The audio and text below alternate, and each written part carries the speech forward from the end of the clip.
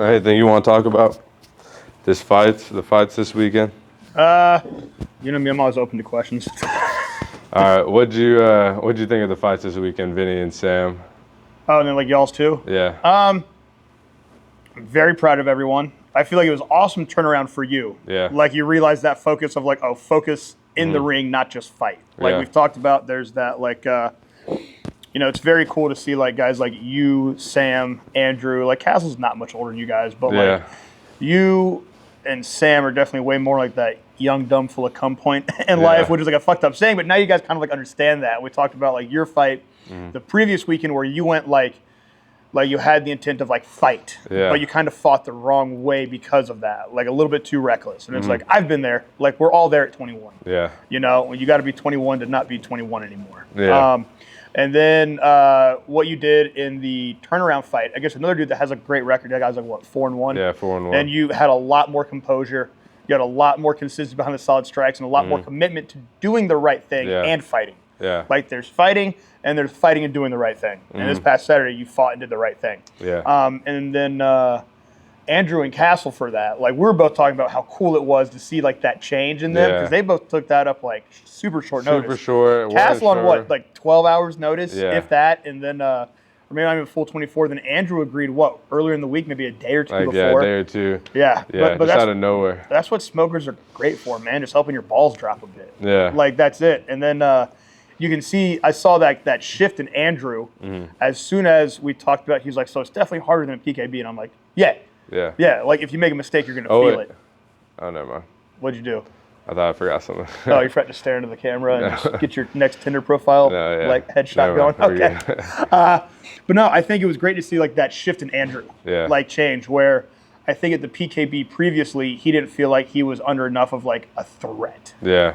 Where this one, he was like, so will I get knocked out? And I was like, maybe. Like, that's up to you. Or he didn't know because the PKB was harder. Like, the dude was throwing way harder in the PKB than But then, like, Andrew was, like, uncertain. He was like, well, am I supposed to be throwing this hard back? And that's where it's like we're starting to pull guys away from PKBs. You know, if someone's brand new to competition for anything, a PKB is a great start. But one thing I'm starting to see from guys, like, we're sometimes getting penalized for doing the right thing. Yeah. Like for having cleaner punches. Like people will throw reckless shots and run into it. Yeah. But then we get penalized. Yeah. Or we clinch up with somebody and then that person can't clinch and we're getting penalized, which I find is bullshit. Yeah. You know, and you've seen me get into arguments with people before where they're like, nah, man, like, yeah, you guys agreed to this, we got to bring it down to this person's skill level. It's like, no. You have Muay Thai on your shirt. Yeah. Why can't he throw knees? Like, that's on you as the coach, you know? And like the smokers are a great way for people to understand, like this is a bit more of like a measure you got to be a bit more on. Yeah. Like, okay, I am going to have to go at this guy. Yeah. I think once Andrew realized that there's a different stake on the line for the smoker, he was all about the business and it showed. And I was like, all right, I love that. And then Castle, just seeing him go from skater bro, just this, like he could be like Shaggy from Scooby-Doo, like he could be his brother, I swear to God, just very mellow, relaxed. Yeah, chill. But then whoever the fuck that was in that ring, I was like, who is this guy? Oh, yeah. Who did not hug Castle as a kid? And I love seeing that transformation. He got like a little bit wild, but he did the right things behind being wild. He missed that one punch and spun around. Yeah, that was but I was like, dog, I did that when I was a teenager. Like we've all done that at some point in practice. Yeah. But to see that bit of dog come out of Andrew and Castle makes me happy because like that really lets me know if like that's how they handle that kind of environment. We just got a little bit of tweaking until they're ready for a fight.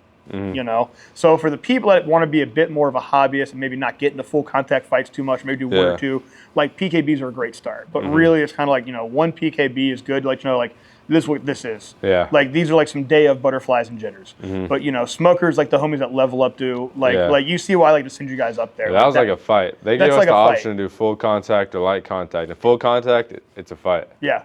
Yeah. And it's like the same thing. The guys up in Baltimore, like Hunter goes up to the Hot Box series, and like Hunter, those are like a fight because that's the Baltimore guys. You get knocked out. People get slept.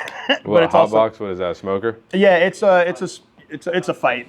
It's pretty much unsanctioned fights. And those were my first couple things. We're all just like, all right, we ain't got any commission here, so like, don't die. Yeah. Like that's the rule of it. But yeah, stuff like that. You know, they definitely teach you that, like, like we're about to be about it, and that's when you start finding like that right focus in the moment. It's not just fight. Like the smokers help you find like that focus in the fight, not just focusing on fight. Yeah. And it was really cool to see that come out of everybody again. Yeah, we'll take you like one of the hot box ones. I want to go up there. I might just go up there and just ref one just for fun. Maybe I'll get kicked off the commission here. I don't fucking know. How often do they host those? Pretty regularly now, right? I need to talk to them. Both of them are fighting professionally. That's right. They both got fights coming up right now, the guys that run it. So they'll probably have one coming up like sometime in the spring. Yeah, just call them, hit them up. But yeah, that was awesome to see. And like we've talked about this before, where you make the like week to week adjustments sometimes. Like sometimes you need to compete in something to make those adjustments. Like that's what it is. Like you do learn like fight to fight. Like we always improve between fight to fight, but then there's that in the fight, that little bit of focus to work on. And that was, I think you felt the difference too. Yeah. Like how you're a bit more composed for your strikes, you had a bit more range. You weren't in too much of a rush to just fight. No, yeah. And then how'd you feel about it? I feel like even though it was still a full contact fight, I feel like it was more mellow. Like it wasn't going as fast, and I was able to just be present in the moment versus just being like, because Isaac, I feel like he just charged at me the whole time, and because I wasn't doing the right thing, it looked like you charged at him. Yeah. Like it looked like you would take the greedier steps, and he took the more patient steps. So you took he's long, so he can fight you across the ring, but you took the fight to him instead of around him, like we talked about. So Isaac just taking the patient steps, like you did all the work. Yeah. Like I feel like I was backing up a lot, but probably after I went in and got tagged, and then I backed up. There you go. You answered your own question. And I used to, but that was me as a teenager. I'd be like, well, I don't know where the range is until this guy hits me in the face, and then it's like we're right there. Yeah. And that's what happens. It sucks to have a loss like that, but sometimes you have losses like that just to get that much better. Because you talk about your goals, and you want to go to Thailand later this year. It's like there's that. You'll definitely see the difference of that composure in the fight, where people in Thailand are living to fight. Yeah. You showed up to fight. And Izzy was there to fight too. He was just a bit more in that moment, bit more present, bit more focused on what needed to be done. And that shit's hard to learn until it happens the wrong way in a fight. Shit happens. No one stays perfect forever. Whatever.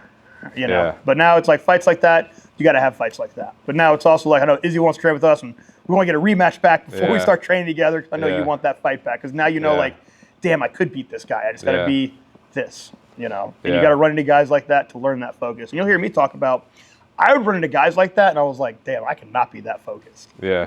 Who I am here is very much who I am in a ring. And I was like, damn, I don't have that thing. So I was like, I'll just hold pat. Yeah. But yeah, you got that thing. You just got to get that patience. That's it. How did you feel cornering? I know we had a cool conversation. You were it felt cool to see Andrew and Castle level up, and you've been covering some classes, and now you're doing some cornering too. How does that feel to you? 'Cause you'll hear me tell guys I love the feeling of cornering way more than I ever felt in a fight. When I lost a fight, when I won a fight, I was like, okay. When my guys win a fight, when my guys lose a fight, it's the highest of highs, highest of lows, and I never felt that when I fought. I definitely feel that when I cornered. Yeah, I definitely felt that when I cornered too. I feel like I also feel it when I fight though. But warming up and driving there and hearing them what they were thinking, it made me think that, oh wow, I'm the one that convinced them to come out here and brought them the opportunity. So if they get their ass whooped, then it's on me. It's on me. But if they also do really well, then I'm glad I brought them out here. So I felt those nerves beforehand, but in the corner, I felt relaxed watching them go, and it was very cool telling them to do something, and they would go out and do it. For a lot of things, so it's you're just kind of controlling them, and they're going out and performing. Yeah. And then afterwards, they both felt really proud of what they did. And it was really cool to see that transformation from doubt, I don't know if I should do this or not, this is full contact, it's actually a fight, what if this happens, till afterwards, or it's oh shit, I really did this that. Is cool, yeah. And I can definitely do that. And I got good feedback from Andrew and Cash, oh, I see everything we do in the gym is based around fight. Yeah. They were both feeling they could tell, and I like smokers, how people feel. They're oh shit, what we do in the gym works. They were very calm. Yeah, Castle swung a few shots, but dog, you take a fight on 24 hours notice, you might swing something. But everyone's ring control looks so good, and we ain't got no ring. We just got fundamentals. Yeah, that was Castle's first time in a ring. Yeah, Castle's first time in a ring. Yeah, and that's true. And he had great ring control and range, and patience and pressure. And you can tell it's when you corner people from here, it's more of a simple conversation instead of just hit yellow pineapple, and it's what the fuck is that? You'll hear some people say weird code words or combinations, and I'm my brain isn't wired that way. I just want to teach everyone to fight. So at most, the commands are gonna be hey, pull back a little bit. Hey, tighten up here. All right, that middle's open, and then you guys just start to fill the gaps on your own, and then you can tell in between rounds, Andrews just went the one round. Yeah. Then Castles went the 3. Yeah. So you could tell it's hey, this is open. Keep doing this. Keep doing this. You can make those adjustments in between and on the fly. It should very much feel like playing a video game. Yeah, it was cool. Yeah, that's very cool. Did you see how I was cornering them or Castle in the corner in the videos? No, I didn't look that far. I'll go back and listen to that. In between the rounds, I think Andrew puts the phone down. You can hear it. I saw that, but I ended up skipping forward because I was being very impatient. I was cooking dinner and just last night I was just cooking dinner and rewatching the fights on my flip out phone. Yeah. But I'll go back and listen to the corner. Yeah, I'll listen to that. But I was just trying to keep it super calm and relaxed while they were, breathing, telling them to breathe, and then telling them openings that were there. And Castle felt good the whole time. Afterwards, he kept saying that the words me and Andrew were giving him in the warm up and in the corner really helped him. Good. The words of encouragement. I could hear you guys, you and Castle. I remember hearing who was it? I think in the lead up to your match, I could hear Castle and Andrew just giving simple advice. And I liked hearing what I heard, nothing too crazy. Yeah. Everything was just how we talking here during practice. When I tell you guys to communicate, it's always simple. Yeah. I can't talk to you in a paragraph. I got to talk to you in one word at a time. Yeah. And it gets the job done. What was something that stood out for you at the event there? Anything you noticed from other teams or coaches or calls and stuff? Besides that, we're good as fuck. No. I'm the world's okayest coach. I'll admit it. No, nothing really stood out. It was just. I feel like a lot of gyms corner very simple or don't say much in the corner. I didn't hear much from the corner of the guy that Andrew and Castle fought. The guy the coach in the other corner for me, he was just telling his guy kind of combos to throw or that left body kick is open. Keep it, don't be sloppy, keep it nice and tight. Yeah. A lot of the same things I will say, reminding my opponent to just keep it nice and tight down the middle. That's it. Yeah. Keeping good habits. Nice. But nothing too crazy in the corners. Could you hear the other guys corner for the combo and you're well, now I know what you're gonna throw. Yeah, not when I was in there. Not when I was in there. But when I was telling Castle to do stuff, his opponent was responding to what I was saying. Did you see that? Yeah. That's one thing. As a corner, I'll hear a combo, and you can you'll start knowing that chest move, this will interrupt, this will interrupt. When I used to fight, I'm very mellow. I never have a go, but I'm very present. I can hear people talk. Yeah. And I used to always be they're doing something. I would just always meet with the jab. That's the only thing I was good at. No, that's good to hear. What about Friday night? So then we had the night before, we had Sam and Vinnie the night before. What'd you think of that show? Pretty simple. Yeah. What's up, Luke? What's up? Luke. What up, bro? Yeah. The show was good. I liked it a lot. Kickboxing. You can work your way around. It's okay. The kickboxing at the start. That was good. I liked seeing Sam go out there, and he was very composed, I felt like. He was doing all the right things. He didn't make any big mistakes, I felt like. He got the guy in submissions on the ground, maybe stand up more, but yeah, he definitely noticed. Sam was talking about, he felt his previous competition. He did a couple semi MMAs, but he's had jiu-jitsu matches. Yeah, and he was I could tell as soon as I went to the ground, he treated it like a jiu-jitsu match instead of a fight. Yeah, but he was so tight off his back. He kept pulling that guy into triangles. Solid, he pulled the guy into a buggy choke and all kinds of shit. And I liked what he did because now the commission knows, he is using submissions, he's attacking combinations off of his back. He's not just sitting there. Yeah, the other guy didn't really get much off on him. Yeah, he made that guy really sit there, and he forced the guy to do nothing on top, so Sam could keep attacking from that bottom. And then everything that Sam did on the feet, I liked what I saw because he's a very calm southpaw, but you can tell he's faster moving backwards. So now with Sam, it's working on okay, keep that range going that you're doing. But now we got to look for some attacks on his back pedal. Because every time Sam would backstep from that guy, you could see him just being ahead of the dude's strikes. And that's where I'm going to have Sam start working on his follow-ups back in. Yeah. But for a first fight, couldn't have asked for a better debut. Yeah. And then we got Vinnie's fight where he just got punched in the face. Yeah. And that was the big thing working with Vinnie. We didn't have a whole lot of time together before he left and in between that fight because he does government contract work. And so sometimes he's gone for a couple months at a time. Yeah. And this time he was gone for about maybe 3 months, and he was only back for really 10 days. So we had a couple weeks before, then we had 10 days. Yeah. But what I liked about Vinnie is that he became very aware of everything we were talking about in practice before the fight, before he left, where it's a bit more about calming down, finding some patience, learning how to relax. Because you saw Vinnie start off, and he was looking good. But you see him slowly just everything he did was in behind a closed fist, and everything got very tight. Yeah. And that's when I was trying to tell him hey, relax. Even Hunter felt it in the locker room when he relaxed, he'd throw his back push kick, sharp and fast. And that was the cue to get him to try and relax. But I could just tell he started to get just like full, I got to hit this guy. And then he just tried to slug it out with someone that's a little bit faster. And he just walked in the perfect right hook and just went out. And it's a bummer. But like even like Vinnie said it best, like compared to his day job, he wanted to do that fight. And I totally get it. He's not the first military guy I've worked with where like they come back from some active shit and they just need like that separation. So for him to climb into a cage, like that was kind of his vacation back, which is like weird, but for guys like that, it makes sense. And now he's like Monday, we were just talking, hanging out. He's like, man, I feel great today. And I'm like, that's good. He didn't have a headache. You know, sometimes you get hit. I mean, you've had it happen where it's like you hit with a shot and you're like, damn, like what? Like, why is the ref looking at me? And, you know, there's no real big damage from that. You're just out for a little bit. Yeah. So that's it. But, you know, Vinnie had a great attitude on Monday when he came back in. And sometimes like you need a fight like that. Yeah. So you can get better from that. Because Vinnie's old fights, he would just go out and like just storm guys. He had a couple kickboxing matches in Georgia.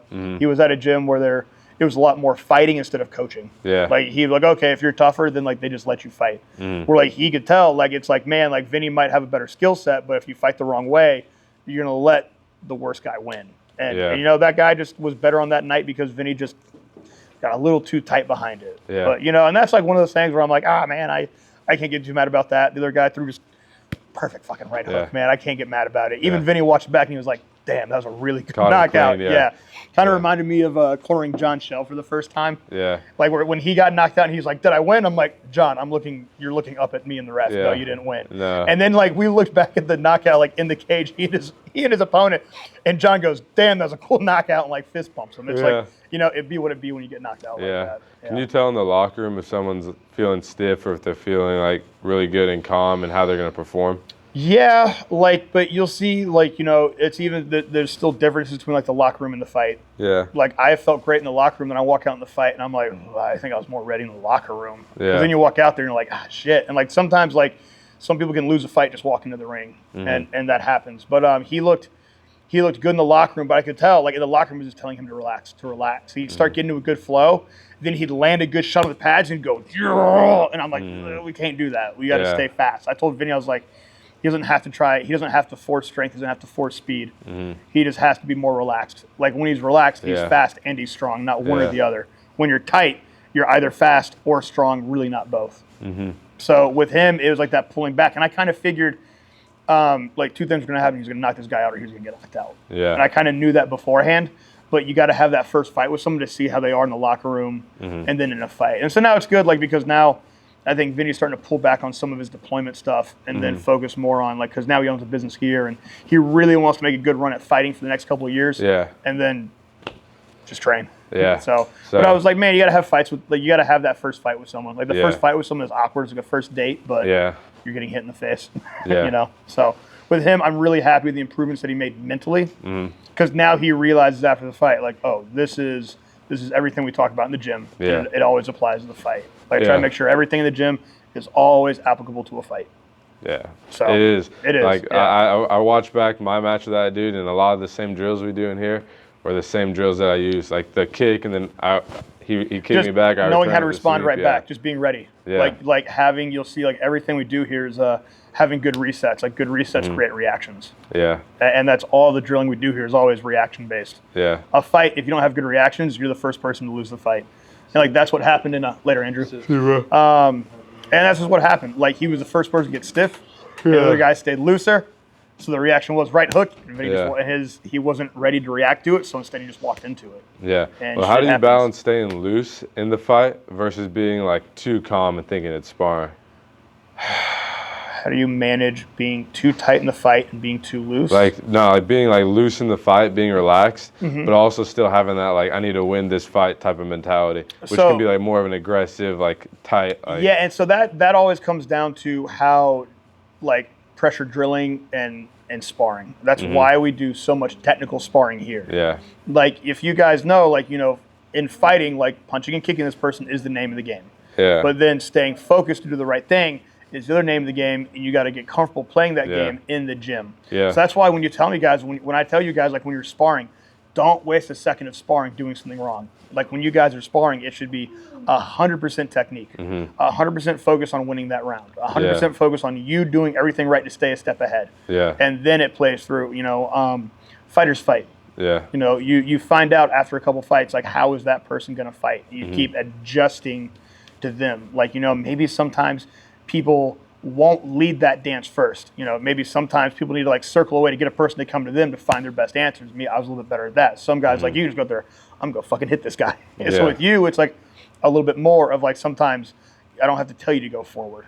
I got to pull you back from going so far forward. Does that make sense? And then, you know, a person like Castle, I didn't expect him to be that aggressive. Like, that's awesome. You know, you never know until that first dance. Yeah, and he told us afterwards that when the bell was like, he had the 10-second bell, he was just going to let it all out, even though he was so tired. Yeah. He's definitely let that dog out. That's good. Like that, and like that's what smokers are good for, like finding out what kind of dog that person has in them. Yeah. And like with Riley, like now we've noticed with Riley, PKBs are kind of a detriment to him. Yeah. It's better for him just to be able to go out there and just fucking lay into someone. So I think he would destroy someone in a smoker, modified. Yeah, dude, smoker, I truly think so rolls. too, man. I know he's got a bit of a tighter schedule, but Jason's doing one next month. He said it's gonna be probably the last one. Oh, really? The last one, yeah, because he wants to start putting on shows. Oh shit. Okay. Yeah. Nice. Oh hell yeah. No, maybe we'll take him up there for that smoker. Yeah. What's the date? I'm not sure. I don't remember. I'll message him. I know he had a rough week. He's burying his mom this week. Oh damn. Yeah, like she passed away like the day before that smoker. Damn, yeah. So I can't believe that he was there and still doing it. I was like, damn. Yeah. Stuff. Yeah. So no, like we'll definitely find out. We'll get a good crew up there for that one. Yeah. If that's in April. That'll be in March. Oh yeah, next month. I was like, what month are it? Dude? Yeah. Whenever it's a new year, I'm just like each month is the same. Like the weather's a little bit different for me. Otherwise, each month is always going to be super long. Yeah. If that smoker's in the first week or two, I think I would want to go up there. Okay. As long as it's not the week before IKF, then I think. Yeah, I think it'd be good if it's pretty early. Then like that'd be good to get some work up in there with someone. Just make sure it's not someone in your bracket or something like that. Yeah. Have you signed up yet? No. Okay. Cool. Yeah. Yeah, but I definitely think those smokers, and that's even at the next spot. Like I'm excited to start holding some smokers out of there. Yeah. Just to help get guys ready. It's like, man, like I know like that'll be so good. The PKBs can be good, but at some point, like they're also kind of a detriment. Yeah. Like, you know, I see people talking about, hey, no wild haymakers. I mean, yeah, no shit, but like haymakers do happen in the fight. But you know, at the same time, don't penalize someone for having better punches or better knees or better clinching, and that other person is damaging themselves. Like, you gotta let people stick that fork in the light socket, and that's what smokers are good for. Like, did you just put the fork in there, or did you think about it? You know, and with those smokers, like it just lets you guys get out there and work and do it, and like that's it. And like, you know, if the other person's getting beat up, well, shit, it's on you. Like even my mom used to talk about it. She was like, I mean, if you're getting beat up, that's on you. Yeah. And that's very true. You know, if you're not prepared for something, that's on you. And that's it. And you know, so PKBs, that's why I said they can sometimes be a detriment. I get it. They're great for people that have maybe no competition background and need to get. But outside of that, like too many PKBs are kind of detrimental. And I feel like they're one PKBs. I mean, you don't get shit out of PKBs now, man. There is no one. No, there's like no work for you in a PKB. Yeah, no, so I won't do them. But like someone who's just starting can go against someone else. They're not letting the sisters do them anymore. They're not letting them? No, because they're too good? Because like anytime they go with a kid that doesn't last like fucking 10 or 15 seconds. They need to go against adults. Just about, Like they tried to get Evie to face like a 170-pound woman at the I was like, okay, that's a bit much. That's a little bit much. That's a little bit much. Yeah, like someone lighter, I'm cool with that. Yeah, that would be good. But also it's like it depends a lot on the opponent and the ref you get. Like Andrew's opponent for his first PKB, he had like years and years of training and had never competed. Yeah. Years. I literally was standing next to him in line for the bathroom. He had like 5 years of training. Really? Yeah. Wow. And like Andrew's been like a hobbyist for the past like 2.5 years. Yeah, and this dude came in like shredded, really good shape, like really wanted to win, but he was also nervous. But like he came out swinging hard. Yeah. And Andrew had to deal with way more in that than he had to in the smoker. Yeah. At least in the smoker, you know, if you go full contact, you're going to be going and swinging 100%. In a PKB, you might get hit by some dude going 100 and the ref lets it go, or you might get hit by some dude and the ref says go lighter. I see some absolute dog shit calls from some of like the officials. Like I get it, like they're trying to get more organization about like official training and stuff like that, but I think it comes down to like no one's agreeing on the same thing across the board, man. It's like different commissions in each state. Like everyone's gonna have something different. So it like I hate that it depends on the referee, where it should be like, no, do you guys not know how to scale power? Yeah. Like I mean, in this gym we have a pretty good scale. Like they tell us like we want you guys to go at this pace. And we show up absolutely going at that pace. Then other motherfuckers show up just swinging. And we're like, that is definitely not a technical pace. Yeah. And the ref is letting them go, then we get penalized.